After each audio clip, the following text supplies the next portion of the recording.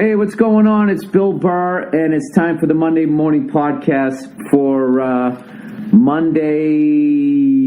Is it May 6th? Is today May 6th? I have no idea. I'm here with Joe Bartnick. Joey B, what's going on? Oh, just chilling out in Israel, man. It's insane, dude. It's like we were in Europe for a week, and it's like Europe's kind of like it's like America, but it's different. And it's cool. Everyone's really nice.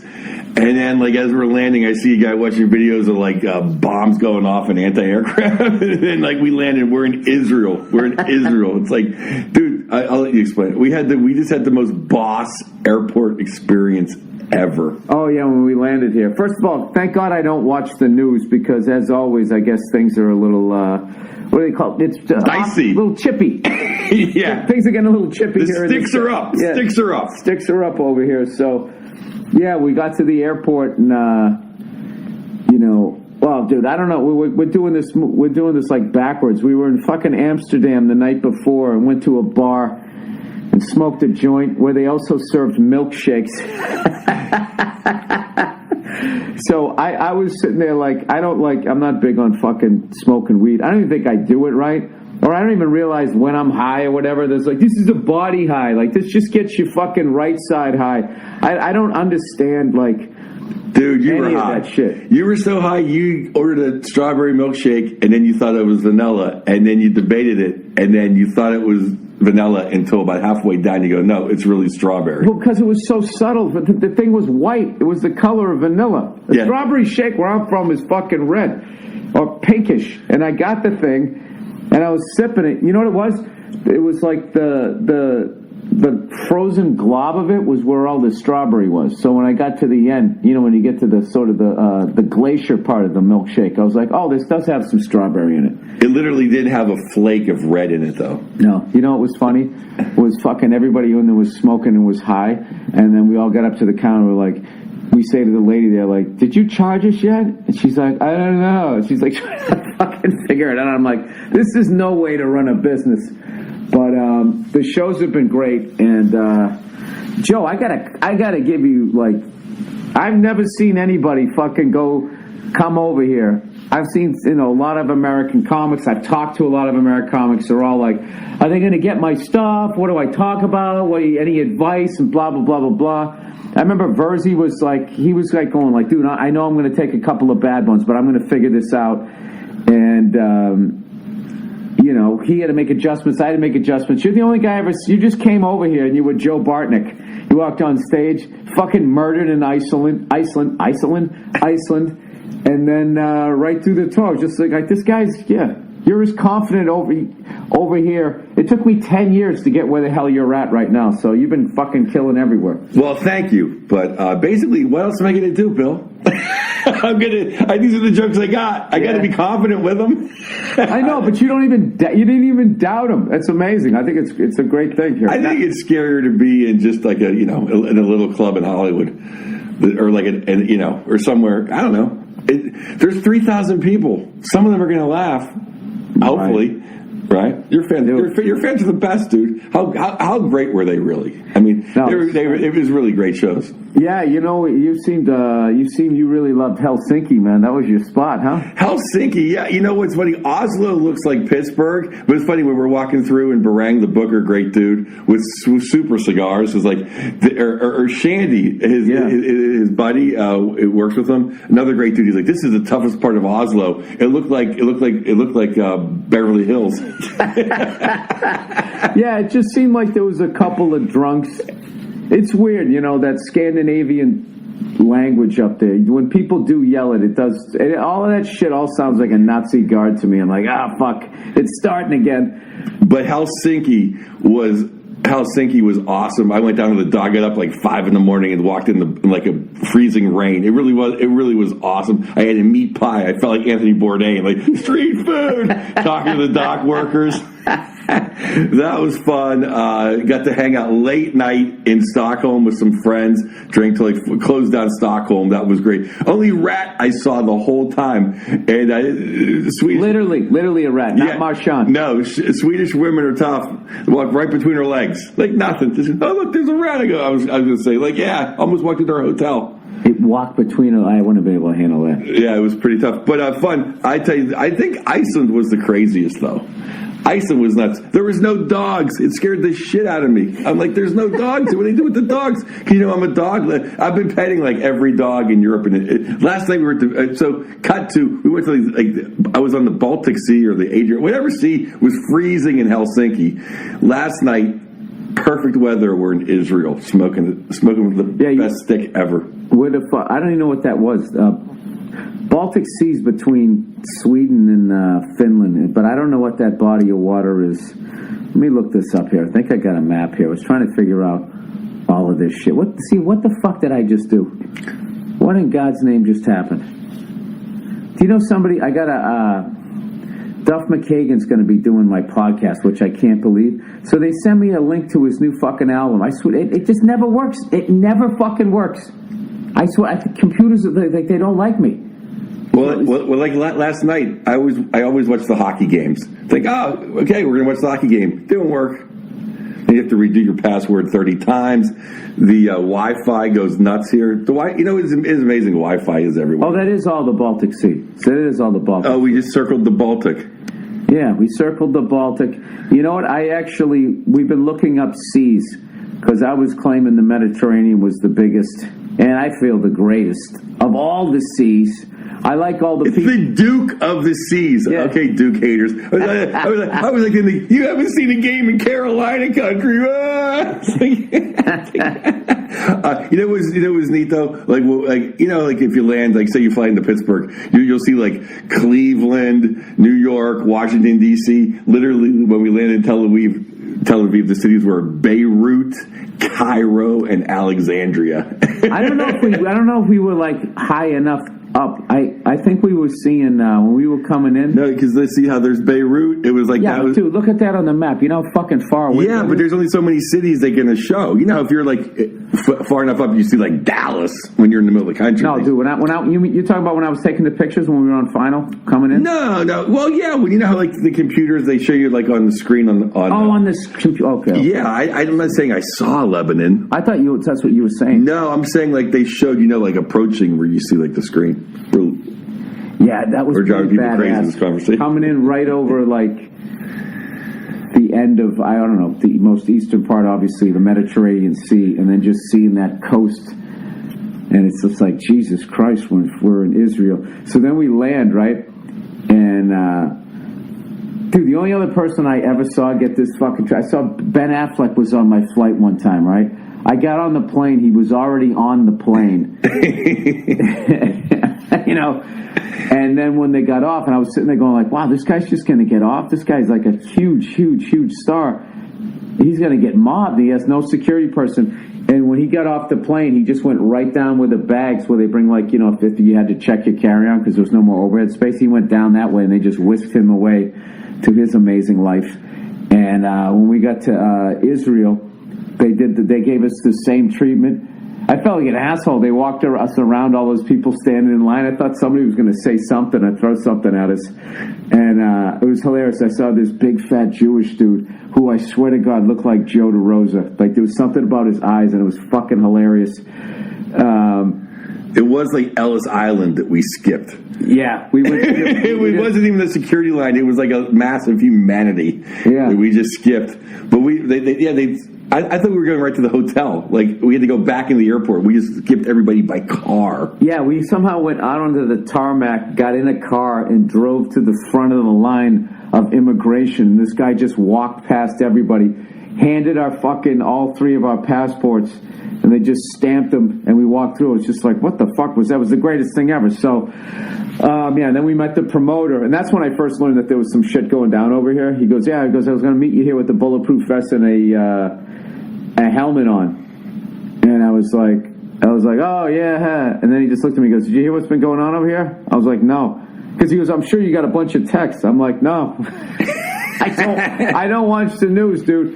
And he goes, they shot a couple rockets, into whatever, from I don't know how the fuck it works, the Gaza Strip or something like that. I read today it was 700. It was big news. Yeah, so he was. I think like something happened in the Bruins game. Like, how many texts you get? I had no idea. Yeah, so he just kept saying that. And I just jokingly said, dude, I played Camden, New Jersey. I fucking survived that. I think I'll be all right here. So, anyways, this place is fucking magical, man. Like, I don't think there's just something about, being along the Mediterranean Sea and all that, and how old this place is and all the history and all that type of stuff. And I don't know. I just hope I have a good show here tonight. There's so much shit to talk about. But let's talk about seas, Joe. I had to look them up because we were like, it's the Mediterranean, the biggest sea out here.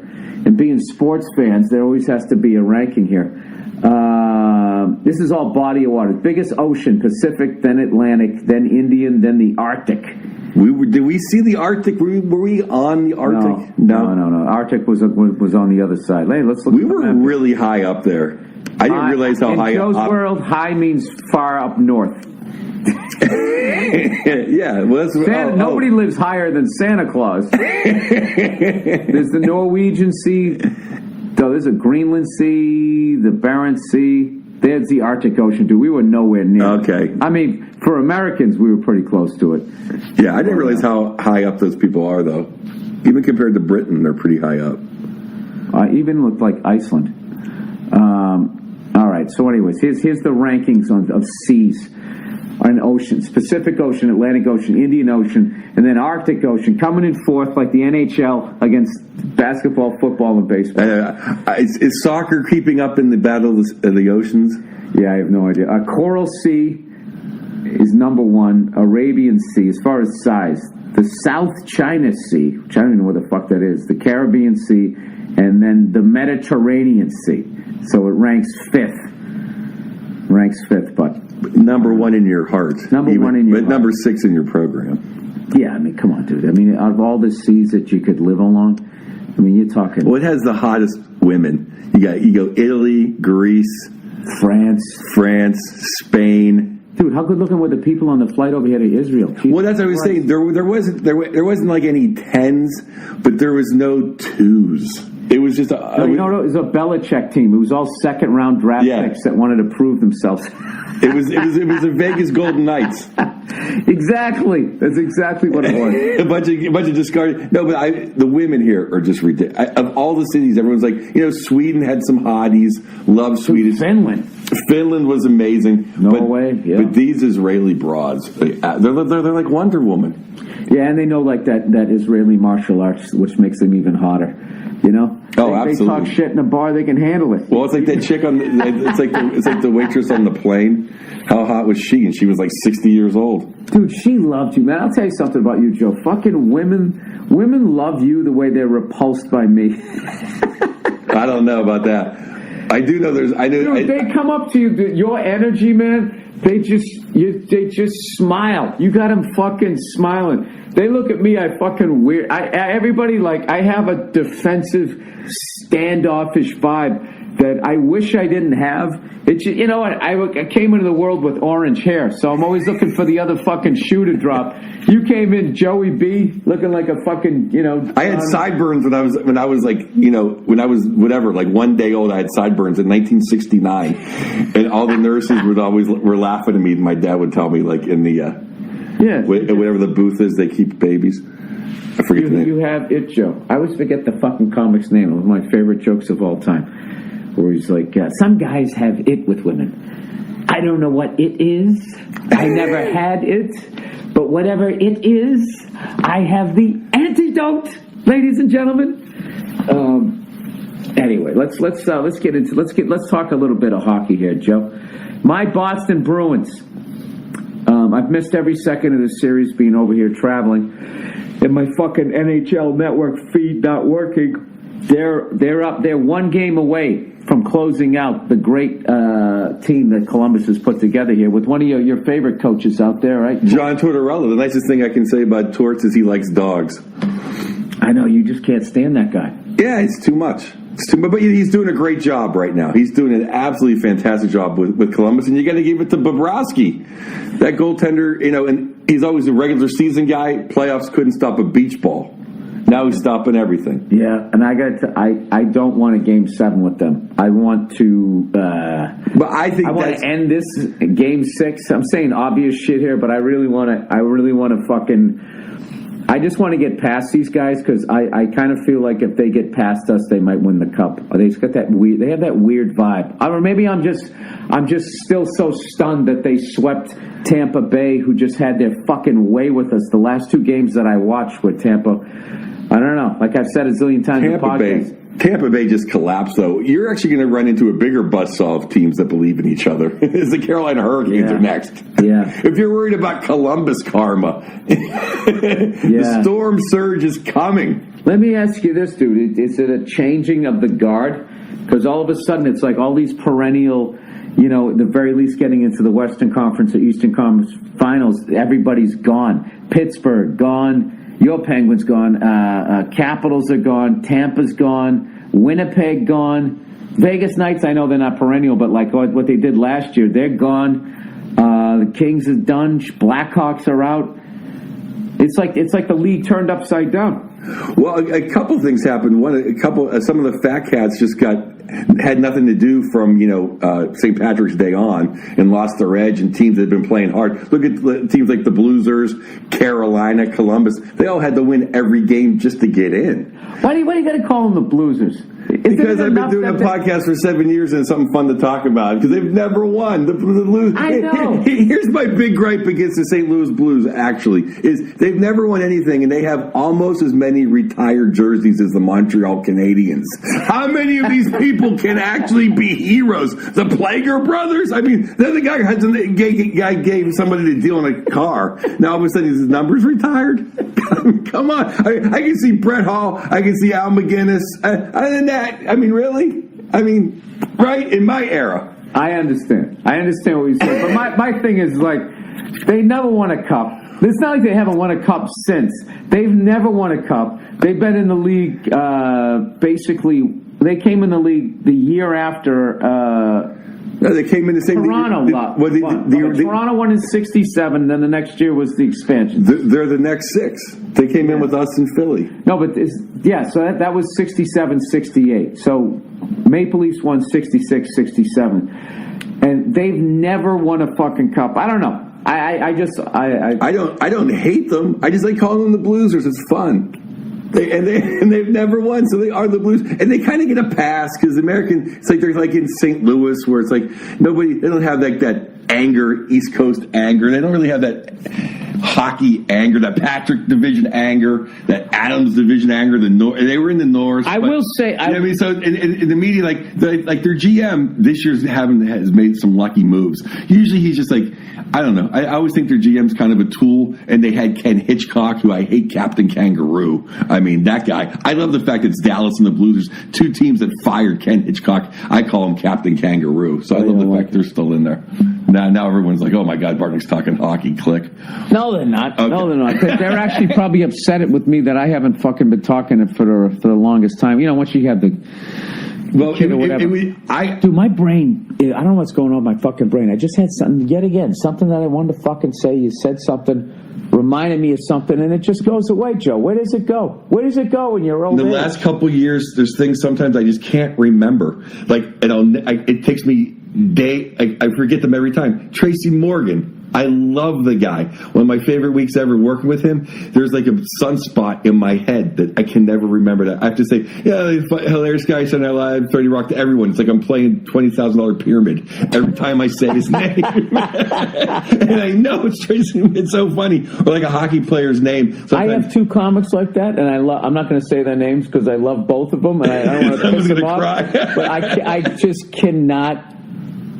Nah, I have both their names in my head right now. I could say them, but I don't want to say. I just, for some fucking reason, it just never sticks. It's like there's a couple of words my whole life I just can't spell. Like for the longest time, I just couldn't spell restaurant. I just couldn't spell it. I couldn't remember. That's another thing too, dude. Is the older I get, I'm realizing how fucked up my brain as far as the way I look at shit. Like, you know what always fucks me up in a hotel is when you get into a shower. And, they have like the hot and cold, and it's done with they'll have like a red dot on the left side and then a blue one on the right side. So to me, that means if you turn it to the right, it's going to be cold. Right. But it isn't. It's you got to have the whatever dot is on top. It just never fucking. So I'm sitting there, I want it to get hotter, and it's getting colder and colder. I'm standing there, freezing my ass off, going, what the fuck? So now whenever I go to a shower, because I always guess wrong, whenever I get to a shower in a hotel, what I do is I just stick it in the middle for a minute. And I just wait till it gets warm, and then I just turn it a little bit one way or the other. So that's the only way I can tell. When I stand at a stove, to me, the front of the stove is what everybody else considers the back. I always look at it like I'm standing at the back of a car. I don't know, dude. You got me confused me on the stoves now. But I'll say the shower. Well, say here's the stove, right? This table right here. Right. The closest part to me, that's the back to me. Oh, the front. okay. The front is like I get it. That's the front, and then we're moving towards the back. You think you're looking at a map of a show, like you're buying tickets to see Metallica, like you went in the front, not in the back. Yeah, that's how I view it like I'm standing behind a car. Right. Yeah. The thing about the showers, one of the only. I think the only thing, that and the fact that every airplane, they have the windows up the whole time. I think the only two things I don't like about Europe is that and the fact the showers are all death traps.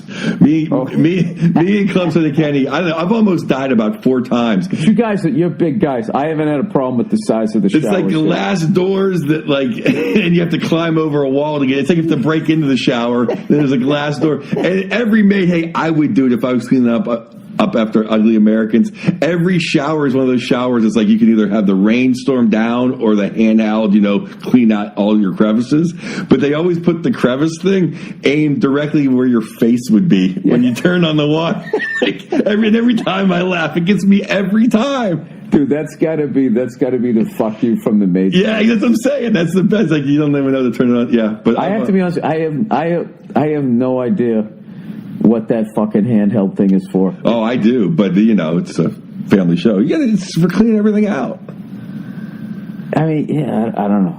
But you got to use your fucking hands. Got to be on a washcloth to do it, and then you got that hand. It's like you're taking a hand. You got a hands-free device where you could just stand there cleaning yourself.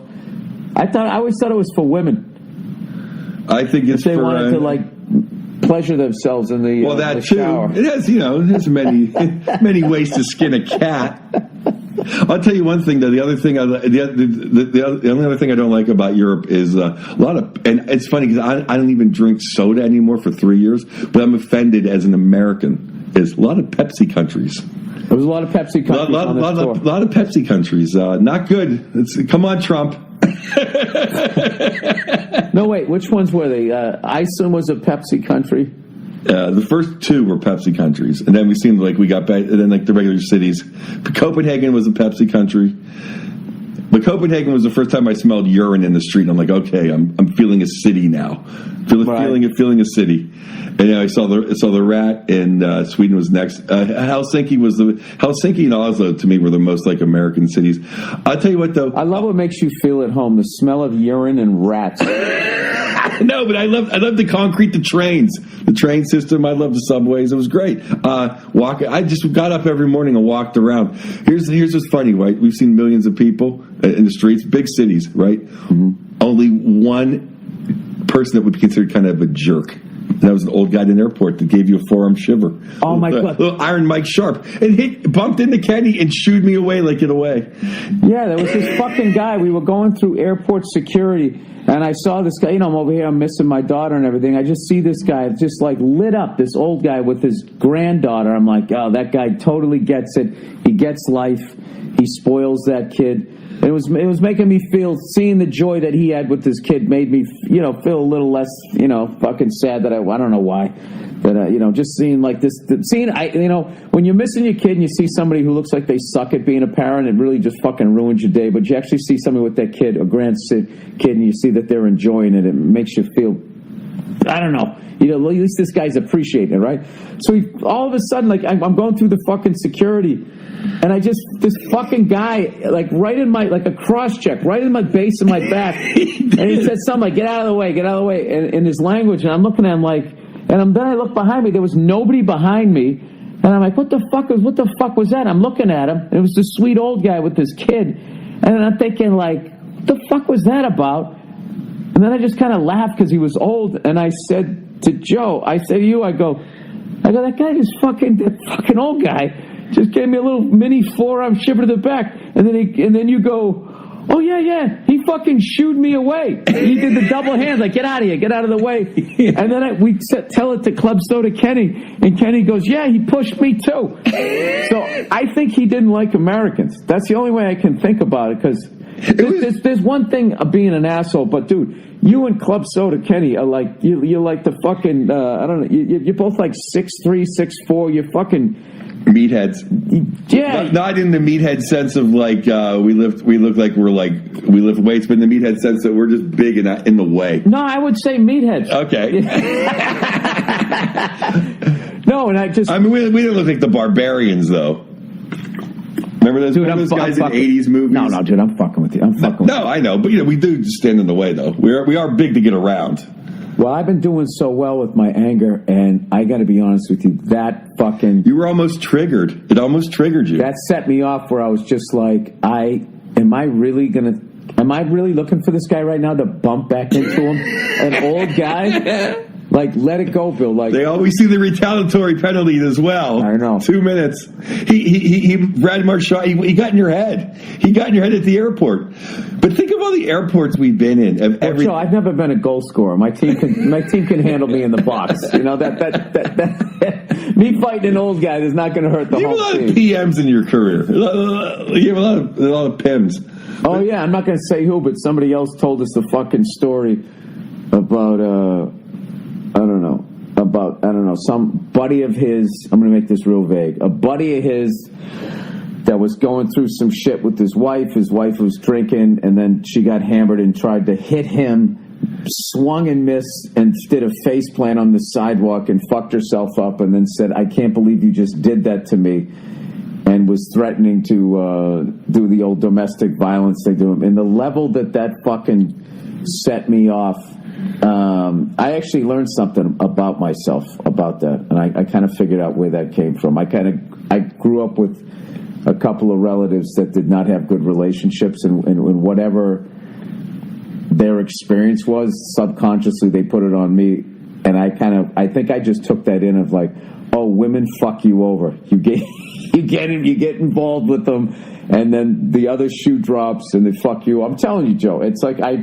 somehow took that in, and I walk around with that energy, and that's why that beautiful Israeli chick was talking to you, and she looked at me. She was talking to you like, oh, and go see this and go see that, blah blah. She looked at me. She's just like, is everything all right? She's like, all right, take it easy. You know what? Well, you know what was funny was... I was like Verzi when he wanted the person to call him Mr. Verzi. I'm like, oh, is she going to tell me the places to go to? No, she is not. That was one of the funniest things ever in first class, because he was so, Mr. Amenities. Whenever she goes to Kenny, she gave Kenny's last name, Mr., and then she's like, Mr. Burr, and then she's Mr. Bartnick, and then she started talking to me, and then she just goes to Verzi like, what do you want? Yeah. Verzi was so upset. By the end of the flight, I had to go, can you please call him Mr. Verzi? That's the thing. When me and Verzi fly together, we laugh the whole time. We look like two homos going on their honeymoon. They were all just like, champagne, that's great, we're going to Aruba. No, you two guys, you make the world believe in love. You see you two guys together, you're like, you know what, it can't happen for me. It can really happen for me. So, who's your pick? Who's your pick to go to the Stanley Cup Finals? Sharks, Bruins. Sharks, Bruins. Joe Thornton, Jumbo Joe coming back, maybe hoisting the cup in Beantown. But well, I had to... Yet another great player that we shipped out during that time, because he's not a Bruin. It's just like, what the fuck does that mean? He's scoring goals by the goddamn bagful. I don't know. I never understood that one. They always, you know what it was? You know how the Flyers did that thing for the longest fucking time? Where they still do. No, they don't. They don't. But they did how they won it in 74 and 75. They kept playing that way. It was like they kept their high school jacket on for like the next fucking 30 years. The Bruins also had that big bad Bruin. We play a certain style. So when we would get guys that came in who were big guys who weren't going to sit in the penalty box and they were just going to score fucking goals, I don't think we knew how to deal with them, or at least Harry Sinden didn't way back in the day. It wasn't the worst trade though for both parties concerned. But I had the Bruins. I thought Bruins had the best chance of beating Tampa Bay, and I was wrong about that. Columbus did, but I just think this is the Sharks' year.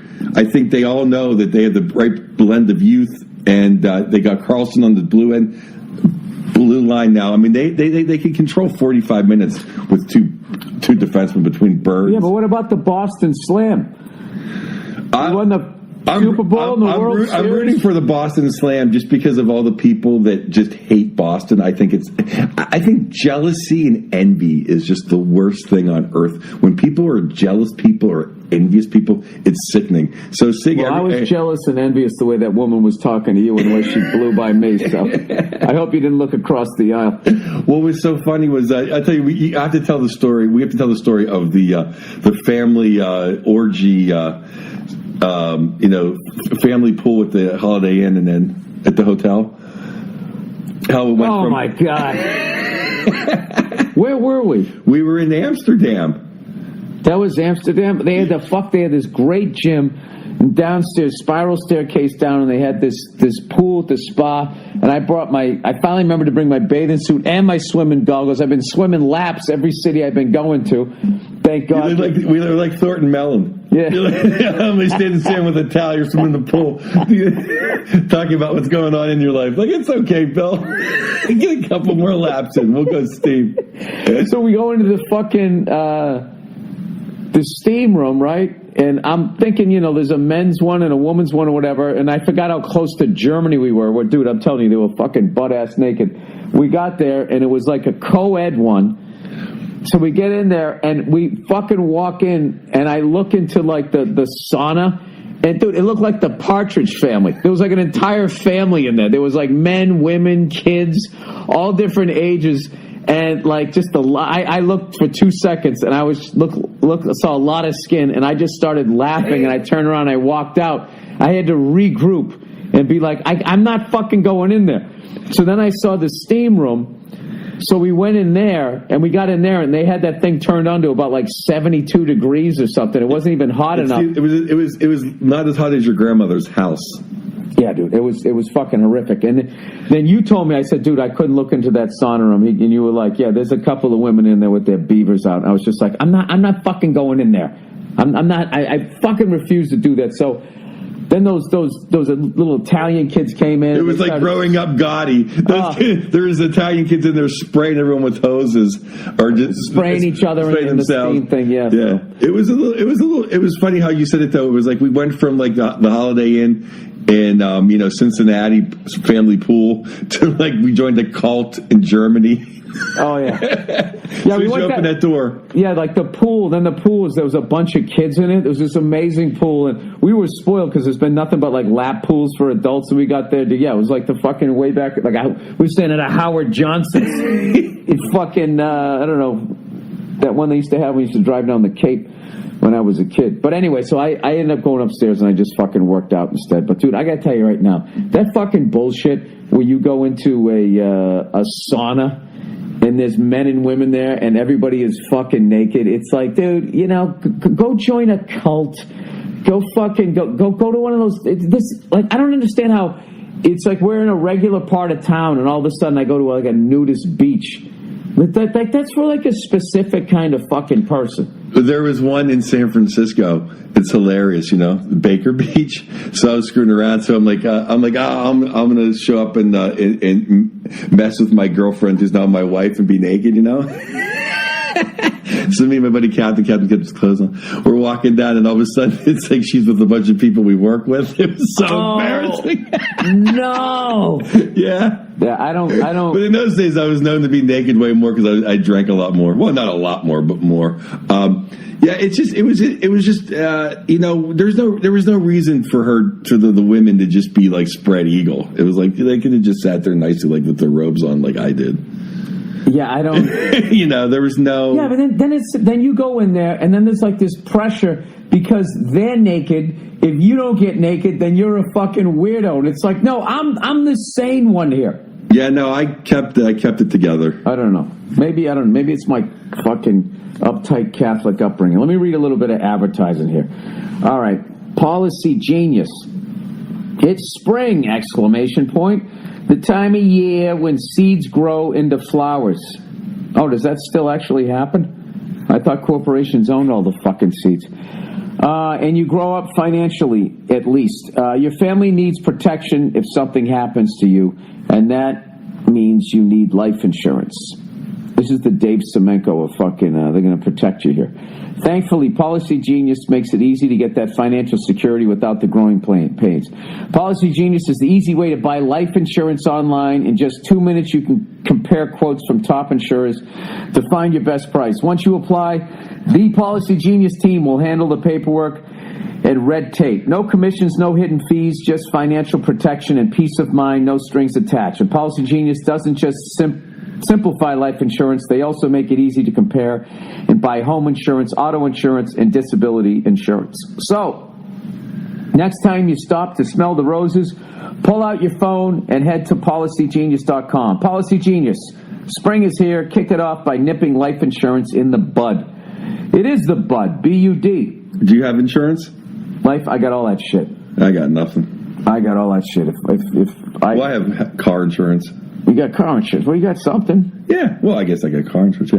And you got a great the car I own is more valuable than me. Well, maybe you should go to Policy Genius and compare. I think I'm going to do. I'm going to compare some prices. And you know what? Your wife's going to be so happy that you did that she's going to get you some Sherry's Berries. Oh, it's a fucking segue. Mother's Day is coming up, and there's absolutely nothing most of us wouldn't do to make sure the special moms in our life are happy. I love how they clarified that so dysfunctional people wouldn't get offended. I fucking hate my mom. She's such a bitch. Talk about your mom and why she deserves to be happy this Mother's Day. Because she's my mom. Like, why do I have to get into that? People who hate their moms, I just don't know. I mean, you know. Well, I mean, you could have an asshole mother. Yeah, everyone's mom's nuts. Like, you know, my mom, Ange is nuts. She's like Ray Romano's mom without the writers make her funny. But then there's women who fucking put their kids in scalding bathwater. I mean, come on. Yeah, no. Did you have to make me say that in the middle of this read? No, I didn't. I'm sorry. I just melted the chocolate off the strawberry. No, we didn't have to go that extreme. Well, I tried to dance around it. You weren't taking the bait. Like, everybody's mom's crazy. You're making like the ones who like made Jell-O with the fruit in it. No, I'm going a little further than that. All right, Sherry's Berries has special Mother's Day berries designed for just moms. They're topped with chocolate chips, pink shimmer sugar, and swizzles. Describe how much these gourmet goodies would make the special mom in your life smile. Well, not my mom. She probably would say she could make it better. You choose your delivery date to ensure mom gets your gifts of Sherry's Berry exactly when you want her to, and your satisfaction is always guaranteed. Don't wait until the last... Actually, my mother wouldn't do that. She would try to figure out how you make them, and then she would make them better.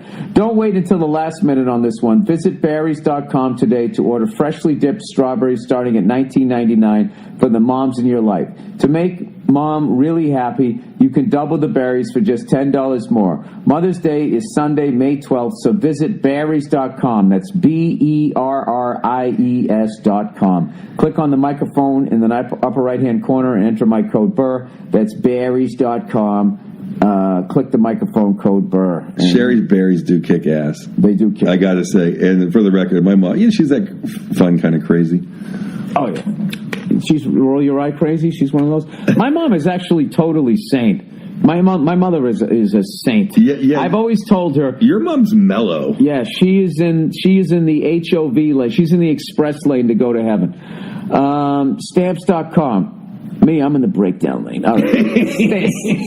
Stamps.com. No one really has time to go to the post office. You're busy. Who's got time for all that traffic, parking, lugging all your mail and packages? It's a real hassle, man. That's why you need Stamps.com, one of the most popular time-saving tools for small businesses. Stamps.com eliminates trips to the post office and saves you money with discounts that you can't even get at the post office. With Stamps.com, sorry, jet lag. You get 5 cents off every first class stamp and up to 40% off priority mail. Not to mention it's a fraction of the cost for those expensive postage meters. Stamps.com is a no-brainer, saving you time and money. It's no wonder over 700,000 small businesses already use Stamps.com. Right now, my listeners get a special offer that includes a 4-week trial plus free postage at a digital scale without any long-term commitment. Just go to Stamps.com, click on the microphone at the top of the homepage, and type in Burr. That's Stamps.com, enter Burr. All right. How do you get 5 cents off of a stamp? Well, I mean, they cost more than 5 cents, so there you go. It seems like a good deal, though. It is, especially, and it makes you want to write more people. Yeah, Send out I more like shit. going to the post office, though. You do? Yeah, I have to make sure that my stuff gets there. I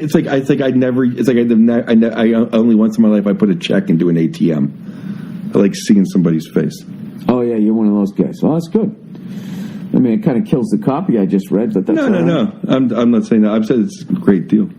All right. Hey, by the way, my Patreon page, I had to shut it down because for those of you who follow me on Instagram, I just don't fucking. I'm not. I just walk around. I'm not. What am I? I'm fucking working for Meet the Press or whatever. Some gumshoe or some shit. I'm not filming the shit I'm doing. I'm doing the shit I'm doing. So I suck at it. And I felt bad, like I was taking some people's money. I just don't want to fucking do it anymore. So we gotta YouTube. All the Uninforms are now going to be available on iTunes, Google Play, Spotify. You can catch up now. New episodes to come. Me and Joe DeRosa.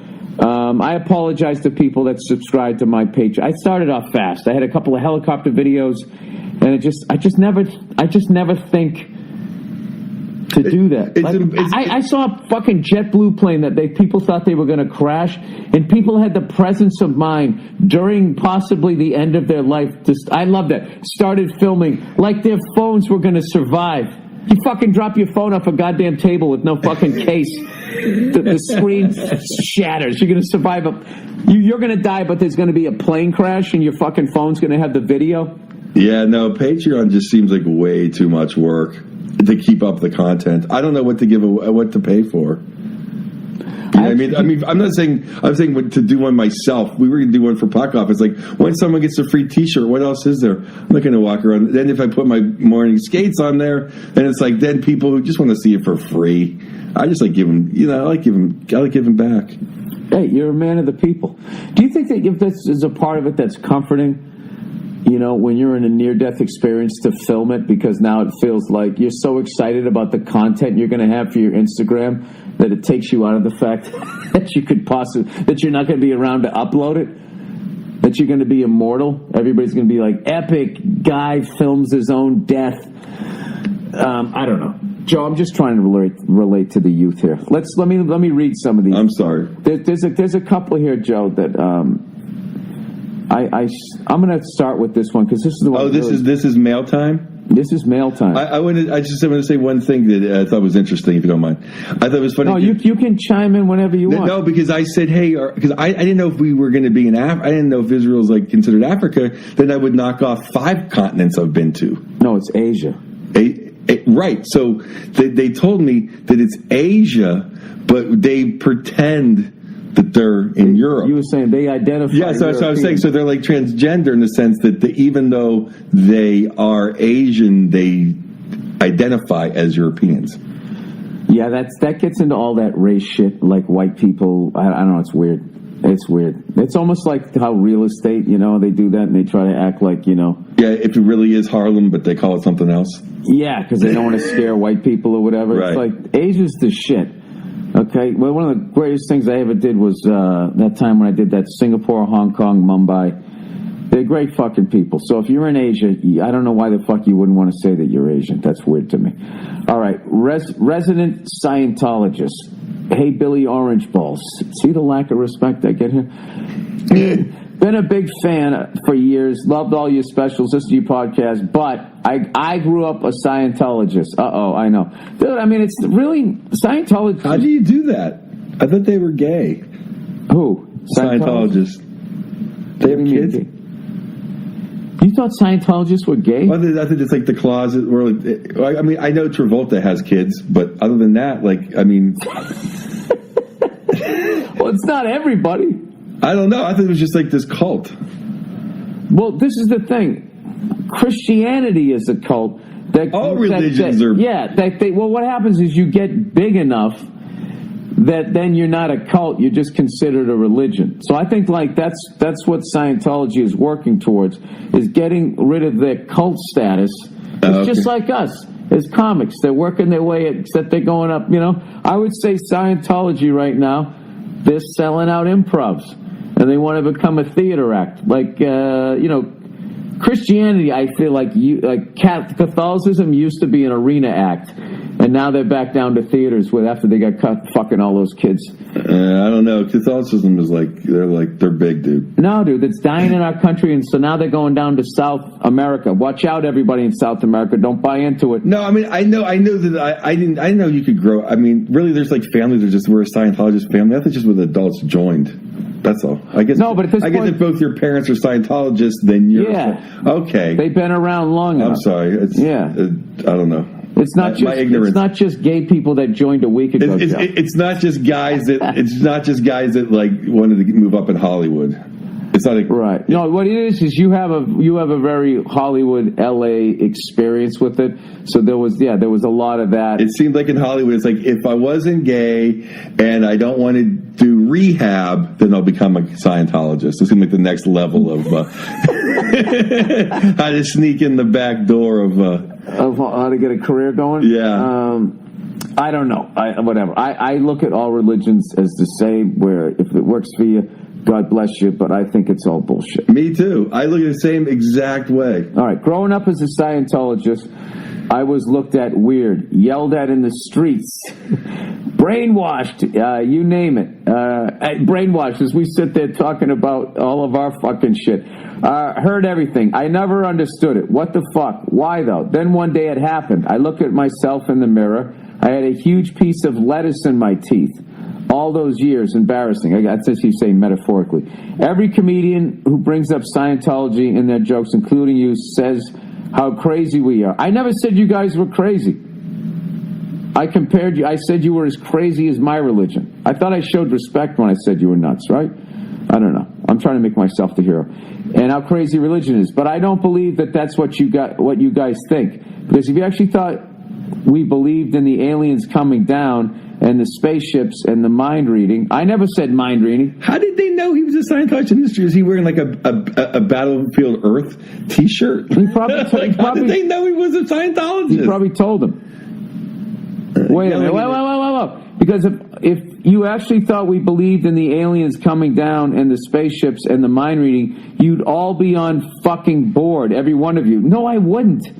That's all caps. That's the coolest shit ever. Dude, that's the coolest shit ever if you're smoking weed talking about it. But if it's an actual organization and there's some old crusty redheaded guy telling me this shit, I'm not fucking buying that. I'd rather watch Barney's TV in Amsterdam than be on a spaceship. So I don't buy it. Anyways, he says, I laugh when people say Scientology is crazy and bad and wrong, and their only source of information on the subject is anti-Scientologists who hate Scientology. I saw the Scientology documentary, Stay Away. I mean, that's a decent point he's making here. If you thought that documentary was good, you would love the documentary Hitler did on the Jews. Amazing, best ever. Or that documentary the Wile E. Coyote did on the Roadrunner. Oh, man, stay away from the Roadrunner. Most horrible bird of all time. All right, so this guy's obviously offended and does not have any sense of humor. Dude, you can say whatever you want about the Catholic Church. I mean, we literally tortured people into becoming... There's a torture chamber in this hotel. Yeah. 800 years old. Yeah. An 800-year-old torture chamber that they used to put on religious people. Yeah, dude, that creeped me out. And he goes, see that? And they had one of the little iron fucking things that you would put the chain around? A little hoop in the wall? I was just like, dude, I don't want to be down here. This is like my entertainment. And other people get...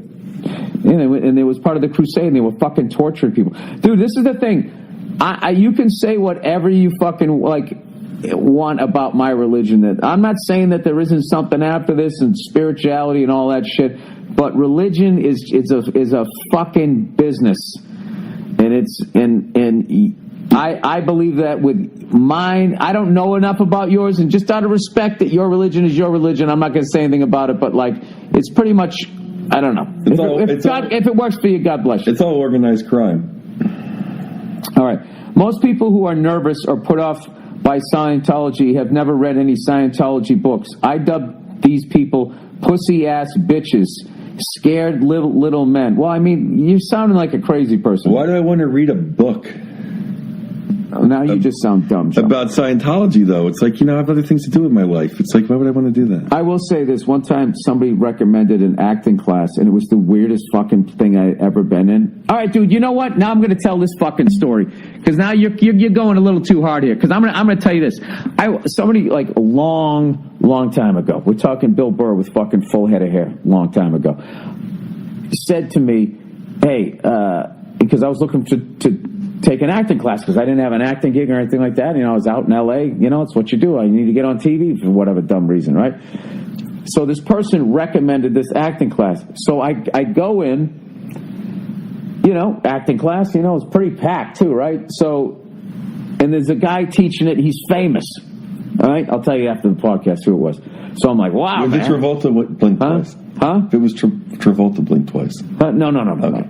He doesn't have time. He's too busy crushing it. So I fucking go in there, and they go, okay. And the guy goes to start the class. He goes, okay, does anybody have any news they want to announce? And somebody in the class raises their hand. And they're like, yeah, I just booked 2 episodes on JAG. Like, this is a long time ago.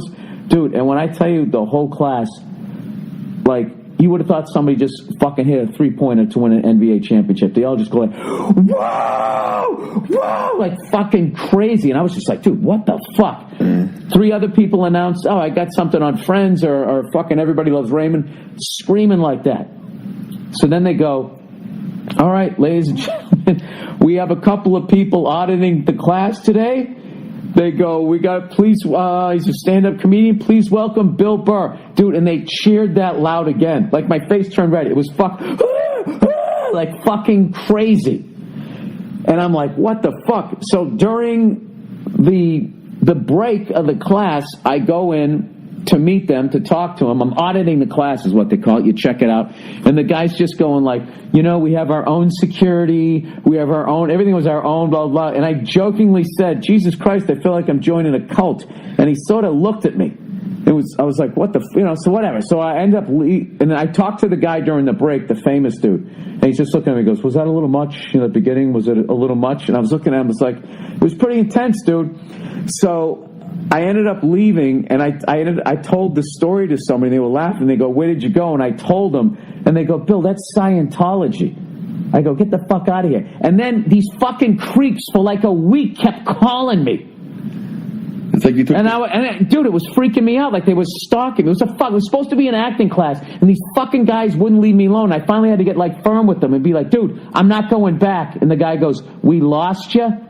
Yeah, dude. So fuck you, man. Fuck you. Like, dude, I gotta tell you something. Like, I was like legit uncomfortable. Like, I got to the point like I felt like I'm like, are these motherfuckers following me around? Yeah, that's what they do. Like in San Francisco, they'd have chicks that go, hey, you want to take a personality test? You're like, oh yeah, I'll go sit in a booth with you for 20 minutes, and then all of a sudden it's like they try to get you to become Scientologists. But I don't know why. Like, I don't want to sound stupid. I like reading books, but it's like, why don't you read a book? It's like, why do I want to read a book about that shit? Listen, here's the thing, Joe. Having said all that, what they're doing, that is way less than the Inquisition or any of that other shit. However, it's still all unacceptable fucking behavior as far as I'm concerned, and I'm entitled to that. So, dude, I respect the fact that you're a Scientologist. You want to do that shit, God bless you. People, you want to go to fucking church. People over here, whatever the fuck you guys want to do, I don't give a fuck. Just respect me. That I don't want to be a part of it. I just don't want to be a part of it. I just want to be a fucking. You know what my new religion is right now, Joe? The new Queer Eye for the Straight Guy on Netflix, because they've now taken it to the point that they don't just find straight guys that dress like us, try and help us out. They actually help people's lives. Like I saw them, they helped out these 2 sweet older women that were running their dad's barbecue joint in fucking Kansas City. Not only did they do a makeover with their clothes, they got their teeth fixed, they got their hair done. Then they fucking redid their whole barbecue place without ruining it. They just updated it, and then they also got their secret barbecue sauce. They found a factory down the street that would jar it. And they could sell it. So it's like Bar Rescue and Queer Eye for the Straight Guy. Yeah, but when I watch Bar Rescue, there's something about when they go in there and they're just gagging because those people are like morons. These people just like needed help. I don't know. Every bar seemed like a better place to drink before Taffer gets there. Yeah. like it's all free drinks and chicks taking off their clothes. Then Taffer shows up and it's like, yeah, I don't need a mint julep. Yeah. I want that broad topless giving me a fight. Yeah. You give me a shot and a beer. Well, I just watched one episode of the new Queer Eye. That Kansas City one. I watched it with Nia when we were in Iceland. It literally made me want to be a better person. All we do is bitch about rich people and fucking politicians and all of this shit, religion and all of that. And meanwhile, we could all be helping each other out on the bottom. And then fuck all these people. It's just like, and maybe I don't know what I'm gonna do. Probably nothing because I'm a selfish cunt. But it made it's such a good show. It made me think of being a good person. Right? That's a step. It's a first start. It's a start. Yeah. I was going to start singing that Michael Jackson song. But it's a bad time to do that. All right. The man in the mirror. Okay, old dad. Hey, Billy, billionaire, give him 70%. I don't even know what that means. Because I was bitching that, they should look at the 20 trillion in untaxed U.S. dollars in the fucking Caribbean rather than fucking going after newly rich fucking college kids who invented an app and had the audacity to be worth more than $10 million bucks. My boyfriend and I have been together nearly 4 years, and the baby talk is starting to get more serious on his part. Uh-oh. I've never really wanted children. In fact, I hate most kids, but I am somewhat open to the idea. Oh, geez, you're all over the road here. The problem is that he is 46 and I am 28. Well, yeah, that was going to be a problem. His balls are drying up over there. I can see myself wanting a kid later, maybe in 5 to 10 years, but with him being so old, I'm not sure we have that kind of time, though.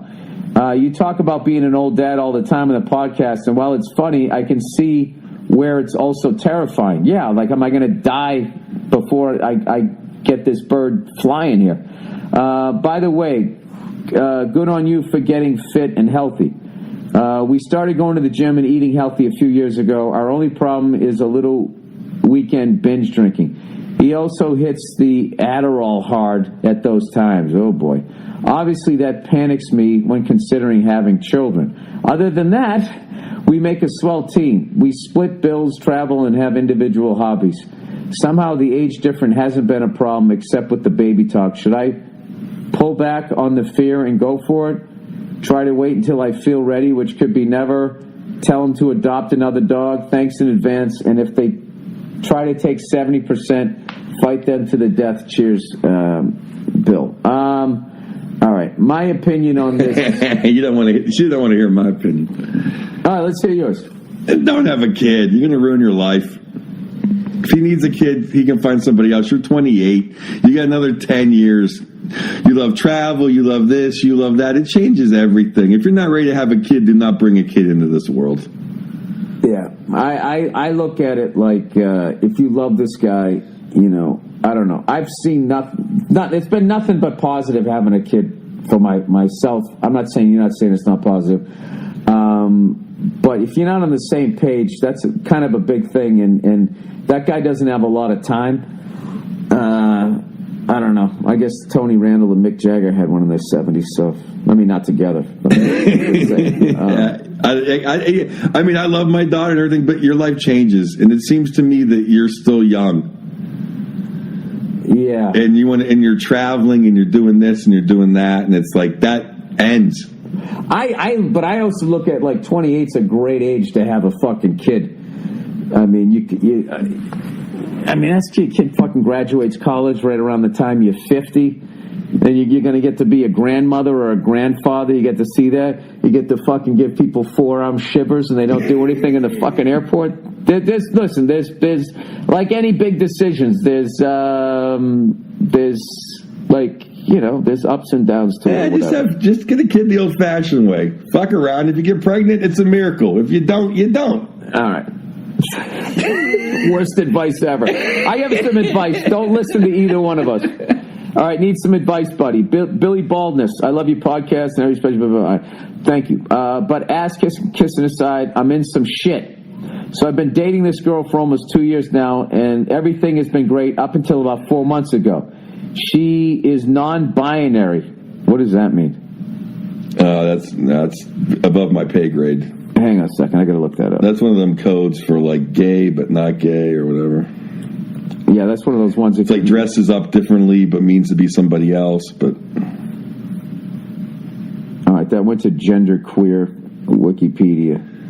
What is non-binary? Non-binary gender is an umbrella term to describe any gender identity that does not fit into the gender binary of male or female. Okay. Like I said. No, I'm trying to do the math on that. So. Yeah, I'm not good in algebra either.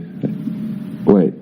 I need my daughter's math tutor to tell me. Dude, I don't give a fuck if I'm looking up shit like this or just the definition of a word. Then there's always like another 20 things you have to look up. Dude, I looked up this stupid Patriots Mitchell and Ness coat like fucking 4 months ago. They won't leave me alone. I'm not buying it. Stop fucking popping up with the ads. You'd think they'd give up after you Google non-gender binary. maybe he doesn't want a Patriots jacket. Yeah.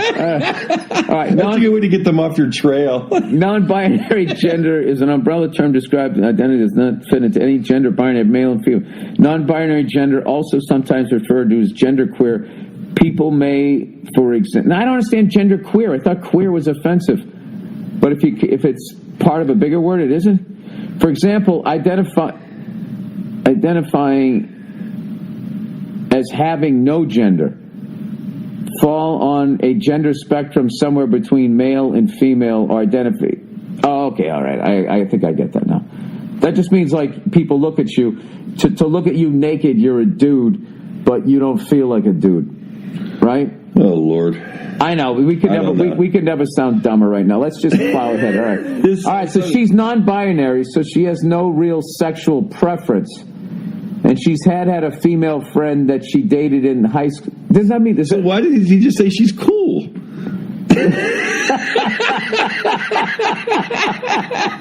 I like non-binary chicks. That's my kind of chick. All right. Now you know that's what they were. Now I learned a new word. You learn something every day. Look at that chick. I love non-binary chicks. I love non-binary broads. All right. So she is non-binary, so she has no real sexual preference. She's had a female friend that she dated in high school, and it was on and off from what I understand. But this person moved to California years ago and moved back to our state like 6 months ago, and that's when the problem starts. I had no issue with it. Dude, you got to somehow... No, you got to get in there, dude. You got to get in there. Oh, my goodness. You got to get in there. I had no issue with it until recently when my girlfriend asked me if I would mind if she got a girlfriend. But I'm not cool with that. We talked somewhat about it, and she gets irate every time we talk. Last night, you wrote cute. She cut basically all her hair off, and all I can see is get friend now? What? Dude, this is like the most important part of the sentence. On top of that, she's been posting nonstop about gay stuff. Normally, I wouldn't care, but they also Snapchat each other at all times of the day, and she's gotten very private about her phone. I mean, Jesus Christ, dude, how many more red flags do you need? Which lends me... Does she walk around with a T-shirt that said, not feeling dick right now? I mean, she's... This is a wrap, dude.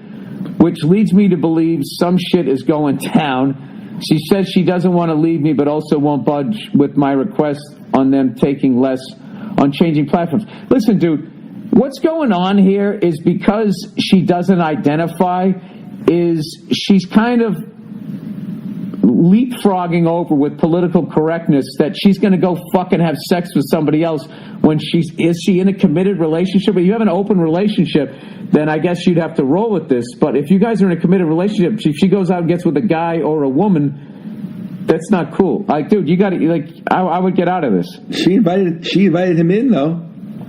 Wait. He's the one that said no. Wait. Wait, I missed that part? Well, I think up there somewhere. Oh, yeah. So I've been dating where this Santa girl. Claus lives. She's non-binary, and she's had a female friend, blah, blah, blah, blah, on and off, but this person moved to California. I had no issue with this until recently. My girlfriend asked me if I would mind if she got a girlfriend. It's like, am I going to be part of that? Okay, excuse me. I was wrong. I thought you said that she said. Okay. Listen, Joe, don't let your fantasy get in the way of what these people are actually saying. Anyway, also to throw a wrench in everything we have an apartment together and we are both on the lease. I'm kind of fucked because I have no family out here and just one friend I initially moved out here for, but he got a lady and turned his back on me about a year ago. Well, you got a lady too, dude. What are you talking about? Any advice, please? Keep up the content, my bald brother. All right, this is what I would do, dude. I would just get out of this fucking thing. And you're both on the lease, so, if she wants to have her new girlfriend over, let her. Who gives a fuck? And this is the thing, dude. I'd break up with her and then just be fucking cool. All right? Don't get involved in but then you know what's going to happen is they're going to want you to get the fuck out of there. But I would actually work on my life more. You can't tell me wherever the fuck you live in, there's not a place that you can find on your own. You know what I would do? The way she just said, fuck this, I'm getting a girlfriend and cut her hair. She's just doing what the fuck she wants to do. Then I would be like, fine. What I would do, I would go Al Madrigal. Where Al just gets the whole fucking thing done and then just hands him a box full of stuff and here's your stuff, we're broken up. I would go fucking get another apartment. All right? And one day while she's at work, I'd take a day off from work. I'd get a buddy. I'd move all my shit out and then that would be it. And then I'd call and say, listen, we need to talk. And she's going to come home and be like, where's all your stuff? I said, I moved it to an apartment because we're breaking up. And then she's going to get mad. She's going to say you're a coward and you're a pussy. And it's going to be like, no. I'm not going to fucking stay here while you mentally fucking torture me. Okay? You're doing what the fuck you want to do. So that's good advice. Yeah, I'm doing what the fuck I want to do. Yeah, he needs to get out of there. Yeah, get out of there. Because she obviously is saying we're done. Yeah, and I think that she's leaning... I mean, what I can't get... Not the gay part of it. What I can't get past is that you're in a fucking relationship and she's going to start banging somebody else. Like, yeah, this is what the fuck I'm doing. If you were to say that, I'm going to start banging another woman. Is it okay if I get a girlfriend? I don't think she'd be cool with that. So, I mean, I don't know all the parameters of that, but like... if you're with a woman, if she starts banging another woman or a man, then I don't know where your relationship is at that point. If she didn't invite you in, she's basically cheating on you to your face. Yeah. But just because you ask? Is that... I'm going to try that with my wife. Hey, is it all right if I get a girlfriend on the side? All right, sex with my... You feel very binary? Yeah. Yeah. Oh, my God. What if I use binary? I say binary, and then I just get my new girlfriend to dress like a dude. Then do I, on like a technicality? That's what I'm telling my wife. Does my wife owe me an apology if I bang the new chick? All right, sex with my wife. So I am 36 years old, and I have been with my wife since I was 19. My wife is 1 year younger than me. Okay, so she's 35. We have 3 children, 15, 10, and 3. I mean, look at this guy. This guy's going to be a great-grandfather. I'm jealous. We only have sex on average about twice a month. Dude, that's amazing. If you have 3 fucking kids, you've been together that long. Yeah, this guy's doing great. He's killing it. He's killing it. It's been like this on and off since we had kids. I am to the point now where I don't even make a move. I can't stand the rejection. So, dude, toughen the fuck up, man. You got to see the funny, the hilariousness in it, and then the patheticness when you just grab your laptop and go watch some porn. Hey, welcome to the fraternity. So I just wait until she makes the move, but I get in a very bad mood after a week without sex. Oh, Jesus. The man has no hands? Yeah, rub one out. From one out, go smoke a cigar. She will ask what's wrong. I just reply nothing. Well, that's your fault. You got to communicate. We have a very good relationship with the exception of sex. I get to a point where I'm actually thinking of leaving her over this, but I love my children. What should I do? All right, you're not going to leave. Here's the deal. You got to tell her how important sex is. All right, and you got to tell her that you get in a bad mood if she's not taking care of you on some level. But this is one of these things with these modern day women where it's just like, you know, if they're not getting what they need, they can tell you that you have to do all of these fucking things. But you know, if you're like, I don't know, if you ask them to do anything that's considered, you know, taking care of you nowadays, like I wouldn't even bother with this conversation. Yeah, I know, but you know, as sad as a mediocre hand job can be, sometimes that's all you need. Maybe I would take that. That's what I'm saying.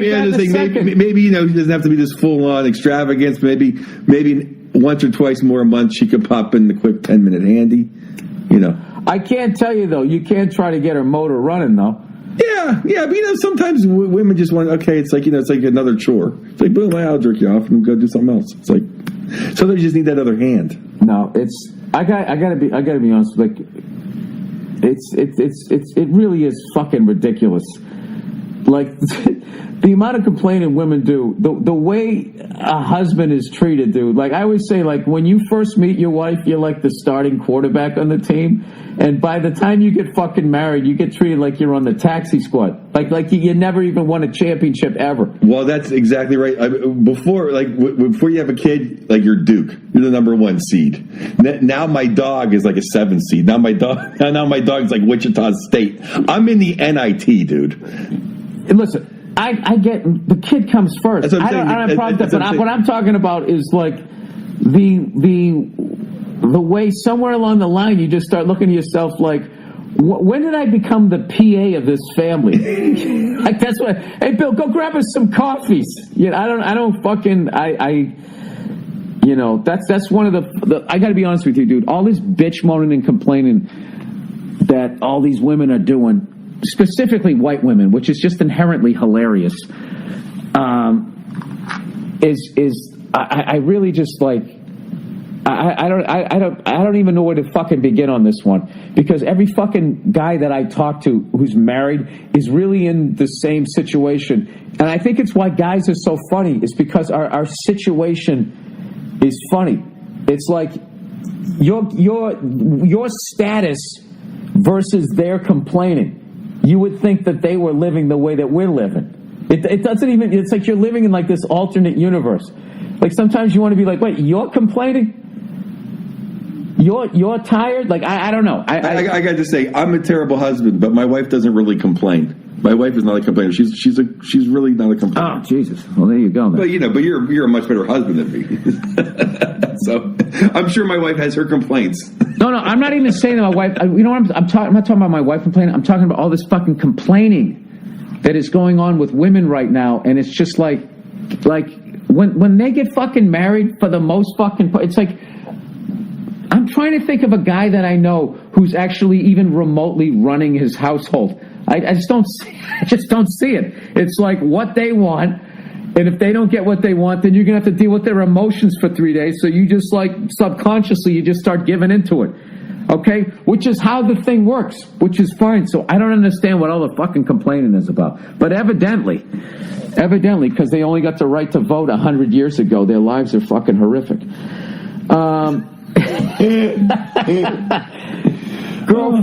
Do I get to bring up the potato famine? Girlfriend kissed another guy. Oh Jesus, here we go. Hey, binary broad. Hey, Billy Rednuts. I like how you want to use your new fucking. I know, it's great, dude. She's a binary broad. I think that's a great one. I love it. No, but that isn't. She said she kissed another guy, so she wouldn't be binary. Oh, I thought she said. I can't. Oh, sorry. I know you get that dyslexia. Yeah, and I blend them blind. Okay. All the hate mail you're going to get. Girlfriend kissed another guy. All right. Non-binary. Oh, yeah. Ooh, look at us. Yeah. We're right on the edge of society here. Yeah. You just know those other letters at the end of the LPGA. And what is that one? Queer Nation? Gender queer. All right. There's another one. Queer Nation. I can never remember. Like Bravo Sports team. I can never remember it. All right. Just want to say I have a lot of respect for you. Thank you. Anyways, I'm a freshman in college, and I live on the same hall as my girlfriend. The other night, A bunch of the people on our floor were drinking. We all got plastered. One thing leads to another, and someone proposes the idea of spin the bottle. I'm not stoked on playing, but whatever, I guess. All right, there's your first mistake. You didn't validate what you were feeling. Kissing a few dudes and some girls that I don't want to kiss is evidently how my night is going to go. Well, you have to kiss the guys? Yeah, that doesn't sound right. Every time, it's a different world out there, Joe. Yeah. Every time it lands on me, I'm doing the tight-lipped shit as to not upset anyone because that, seemed like the right thing to do. Wait, so the guys kiss the guys, too? This is crazy. My girlfriend, however, is straight-up lip-locking, kissing dudes. No tongue or passion or anything, but still, I felt weird about it. Yeah. Later that night, she cried to me. Yeah, so now you feel like the asshole. And assured me that it didn't mean anything. But I just can't get the image of her kissing this other dude out of my head. Nor should you. She would never cheat on me. I know that, so I'm probably just being a pussy. Any advice would be appreciated. Well, here's some advice. Don't play spin the bottle with the chick you have fucking feelings with other guys there in the room. Yeah. It's like the worst game to spin the bottle ever. Hey, here's my girlfriend and some dudes. You're always going to lose. You're always going to hit the bottle's never going to win for you. So and if you find the one hot chick you kind of like on that floor, then your girlfriend's going to be pissed. Why would you play that game? All right, so here's the thing, dude. I can tell you this right now. If it was the other way around and she felt it, she would have cried either way, and she would have felt upset about it, and you would have had to validate her feelings on it, okay? But because now it's all about their fucking feelings here. I'm so fucking jaded, dude. It's going to be all about, fuck you, dude. This is what you feel. Let her cry all the fuck she wants. This is what you feel. And if you can't get past it, fucking break up with her. But here's another thing, too. You fucked up in the beginning, okay? And this is a life lesson. You were not cool with it, and you didn't. But you seem like a shutdown dude where you're just like, well, I'm just going to go along with this even though I don't like this. So now you turn around. And wait, you know something? Wait, I changed this. Because you acted like you were okay with it, and now you're not, and now you're judging her. So now actually, you know something? You fucked up here, sir. I'm just going to give it to you straight like a man. You didn't feel like you weren't comfortable with it, and you didn't fucking say anything, and then you sat back and you let her do shit you weren't comfortable with, and now you're giving grief over it. So now, you know something? I actually validate her tears. Took me a minute. Took me a while, Joe. I had to get there. I validate her tears, and I will say this. She's a chick you're dating on your floor your freshman year of college. Get over it. Move along. Don't put too much into her. You gotta live your whole life. Yeah. It's a bad thing anyway. The same floor. That's a bad situation anyway. When it's going to go bad. Enjoy the moment you had. Move along to sophomore year, and try not to date someone on your floor. Bang her, but don't fucking date her. I mean, that's sage advice. Joe Bartnick, everybody, Rose Bowl tailgate legend, absolutely crushed it over here in Europe, and we're going to go walk along the boardwalk here out in Israel. Under the boardwalk. Down by the Mediterranean Sea. Sorry, I can't sing. All right, go Bruins. Wrap it up tonight, I hope. That's it, and thank you to everybody, the bottom of my heart, everybody who showed up. Ridiculous amount of people showed up on this tour over here. I want to thank them too, and I mean, just as the opening act, you guys treated me fucking amazing. Everybody loved Europe. Everybody. Yep, and we're going to finish strong tonight here in Tel Aviv. It's going to be sick, dude. And thank you for the whole tour, man. Thank you, and thank Club Soda Kenny for treating me the best. Oh, he's the best. Kenny is the best. He's a prince. He's like the prince of Europe. That's right. All right, guys, go fuck yourselves. I'll talk to you on Thursday.